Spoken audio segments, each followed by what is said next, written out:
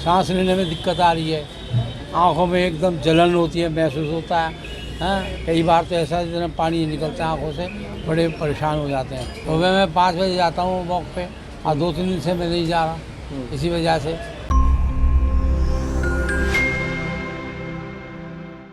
फरीदाबाद शहर में दिवाली के बाद लगातार एयर क्वालिटी इंडेक्स 400 के आसपास बना हुआ है, जो कि निहायत ही खतरनाक स्थिति है। प्रदूषण से खतरनाक स्थिति पर पहुंच जाने के चलते लोगों को जहां सांस लेने में दिक्कत हो रही है, तो वहीं गले में खराश, नाक बहना, सीने में जलन जैसी शिकायतें हर उम्र को देखने को मिल रही हैं। वहीं बुजुर्गों और बच्चों के साथ दमा व सांस के मरीजों की परेशानी डबल हो गई है। डॉक्टरों ने भी इस बढ़ते प्रदूषण को लोगों को सेहत के लिए खतरा बताया है। स्थानीय लोगों ने बताया कि दीपावली के बाद पटाखों के कारण और पराली जलने की घटनाओं के चलते लगातार वातावरण दूषित हो चुका है, जिसके चलते उन्हें खांसी और सांस लेने में परेशानी महसूस हो रही है। गुरदत्त नाम के व्यक्ति ने बताया कि इन सब परेशानियों के चलते वे डॉक्टर के पास दवाई लेने आए हैं।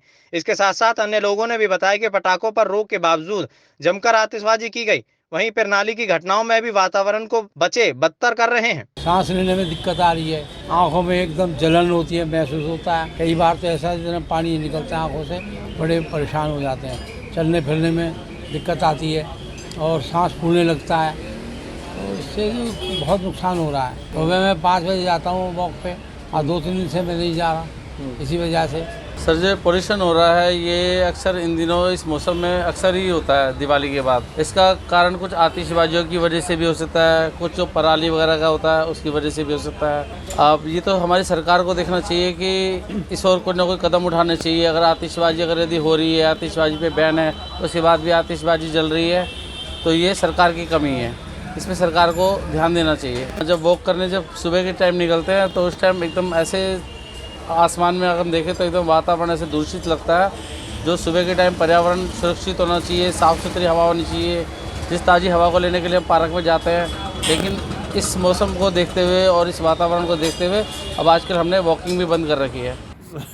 सर हॉस्पिटल में पहुँचे हैं सर, आँखों में धूल उड़ रही है, बहुत ज़्यादा आँखों में लग रही है, और इतना प्रदूषण फैल रहा है कि बहुत ज़्यादा, जिसको खांसी में भी दिक्कत आ रही है और आंखों में भी जलन पैदा हो रही है। प्रदूषण बहुत ज़्यादा फैला था, इसलिए मैं डॉक्टर के यहाँ सरकारी हॉस्पिटल में आया हूँ दवाई के लिए। दीपावली के बाद में अक्सर इस तरह की दिक्कत आती है कि तो जो हम पटाखे छोड़ते हैं उनका धुआं, दूसरा जो किसान पराली जलाते हैं उसका धुआं, जो कंस्ट्रक्शन साइट है वहाँ से धूल।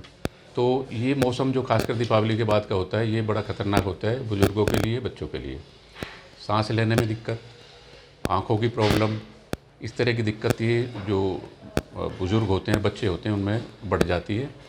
तो ध्यान ये रखना चाहिए कि भाई जैसे घर से बाहर निकले तो मास्क लगा के निकले, कम से कम बाहर निकले, और जो थोड़ा खाने पीने में सावधानी रखें। नियमित अपना जो दिनचर्या में योग को अपनाएं तो बहुत बड़ी राहत मिलती है। इस तरह के जो पेशेंट आ रहे हैं कम से कम अब दीपावली के बाद में ओपीडी में कम से कम 10-15% का इजाफा हुआ है इस तरह के मरीजों का। तो उनको यही सलाह दी जाती है भाई कम से कम आप बाहर निकलें, मास्क लगा के निकलें, ज़रूरत होने पे घर से बाहर निकलें, और अपने दिनचर्या में योग को अपना शामिल करें।